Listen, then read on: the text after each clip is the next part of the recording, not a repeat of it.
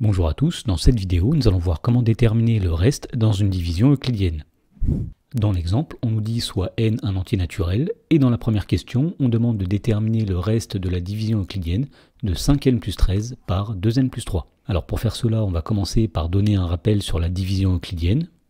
Alors, si A est un entier relatif, et si B est un entier naturel non nul, eh bien il existe un unique couple QR d'entiers relatifs, tel que A est égal à B fois Q plus R, et tel que le nombre R est supérieur ou égal à 0 et strictement inférieur à B. Alors le nombre Q s'appelle le quotient, le nombre R s'appelle le reste, et donc ce qu'il faut retenir de tout ça, c'est que si on arrive à écrire le nombre A sous la forme B fois Q plus R, et si le nombre R est supérieur ou égal à 0 et strictement inférieur à B, alors le nombre R sera le reste dans la division euclidienne de A par B. Alors voyons comment utiliser ce rappel pour répondre à la première question. Donc on veut le reste de la division euclidienne de 5n plus 13 par 2n plus 3. Et donc la première chose que nous allons faire, c'est d'essayer d'écrire une relation de cette forme-là. Autrement dit, on va essayer d'écrire 5n plus 13 comme étant égal à 2n plus 3 fois un nombre plus un autre nombre. Alors tout d'abord, on remarque qu'à gauche il y a 5n, à droite il y a 2n. Donc par exemple, on peut commencer par multiplier par 2 ici, et en distribuant 2 fois 2n, ça va donner 4n. Et pour avoir 5n, il faut ajouter un n en plus.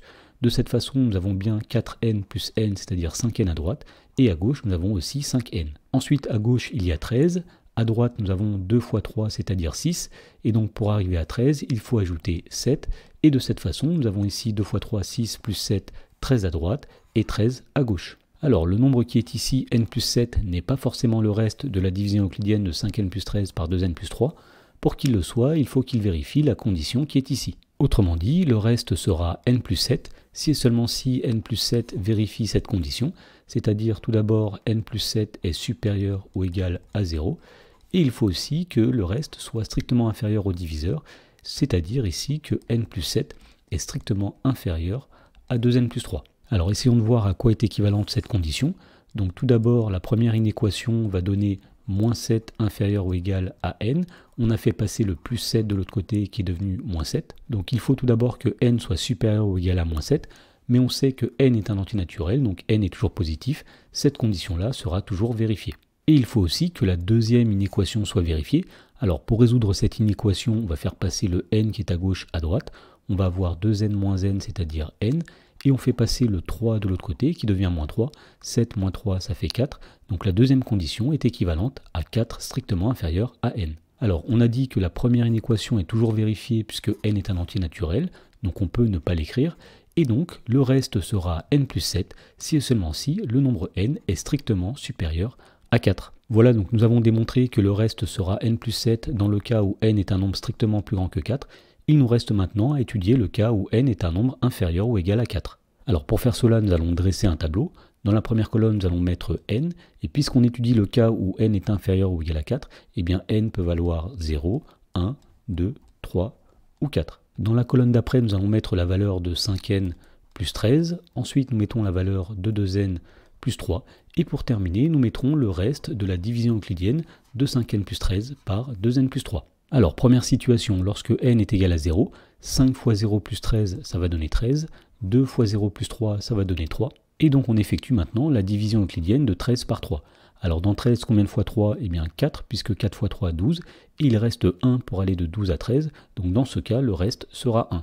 Ensuite, lorsque n est égal à 1, 5 fois 1, 5 plus 13, ça va donner 18, 2 fois 1, 2 plus 3, ça va donner 5, et on effectue ensuite la division euclidienne de 18 par 5.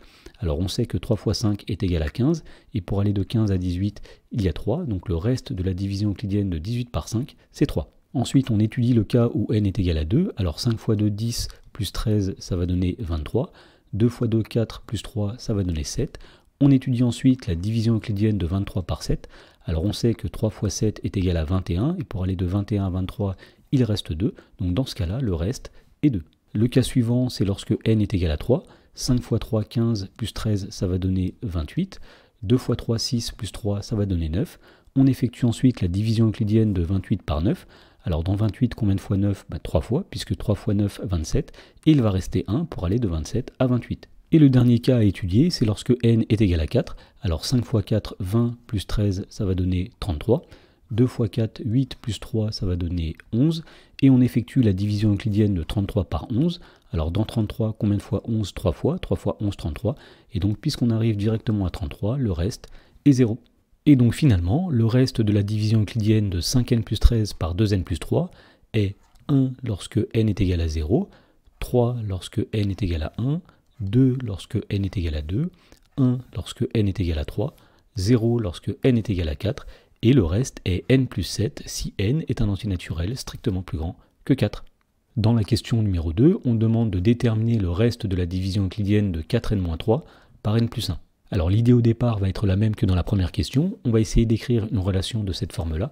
Autrement dit, on va essayer d'écrire 4n-3 sous la forme n plus 1 multiplié par un nombre plus un autre nombre. Alors à gauche, nous voyons qu'il y a 4 fois le nombre n. Ici, on aurait donc envie de multiplier n plus 1 par 4, puisque 4 fois n va donner 4n. Alors le problème en faisant cela, c'est qu'ensuite on va faire 4 fois 1 qui donne 4, et on voudrait avoir moins 3. Alors le nombre qu'il faut ajouter à 4 pour arriver à moins 3, c'est moins 7, et dans ce cas-là, il faudrait écrire ici plus moins 7. Mais moins 7 ne peut pas être le reste de la division euclidienne de 4n-3 par n plus 1, tout simplement parce que le reste est un nombre qui est toujours supérieur ou égal à 0. Donc dans ce cas-là, ce que nous allons faire, c'est non pas multiplier par 4, mais multiplier par 3. Donc ici, nous allons avoir 3 fois n qui va donner 3n, et pour avoir 4n, on va ajouter un n ici. Ensuite, quand on va multiplier 3 par 1, on va obtenir 3, et on aimerait à la fin obtenir moins 3. Alors lorsqu'on a 3 et qu'on veut arriver à moins 3, eh bien il faut retirer 6, donc ici nous allons mettre moins 6. Et effectivement, quand on a 3 fois 1 moins 6, on a bien moins 3. Voilà, donc à partir de là, on va étudier à quelles conditions le nombre n-6 est bien le reste de la division euclidienne de 4n-3 par n plus 1. Alors n-6 sera le reste si et seulement si il vérifie la condition qui est ici, à savoir qu'il est supérieur ou égal à 0 et strictement inférieur au diviseur n plus 1.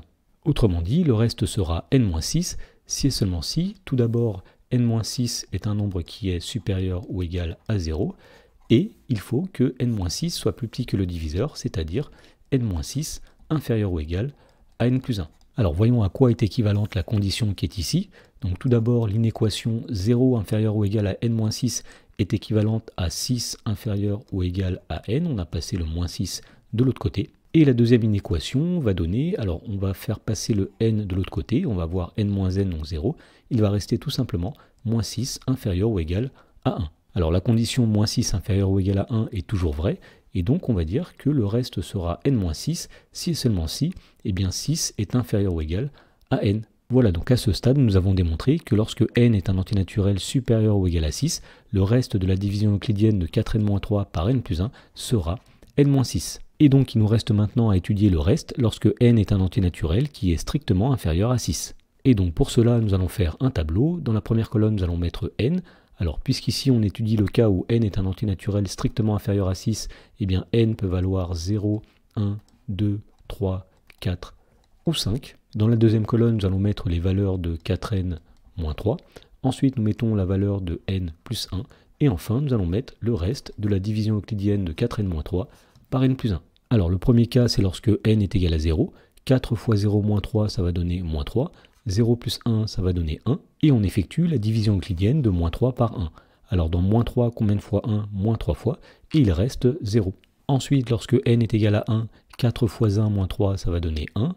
1 plus 1, ça va donner 2. Et on effectue ensuite la division euclidienne de 1 par 2. Dans 1, combien de fois 2? 0 fois. Et il va rester 1. Le cas suivant, c'est lorsque n est égal à 2. 4 fois 2, 8, moins 3, ça va donner 5. 2 plus 1, ça va donner 3.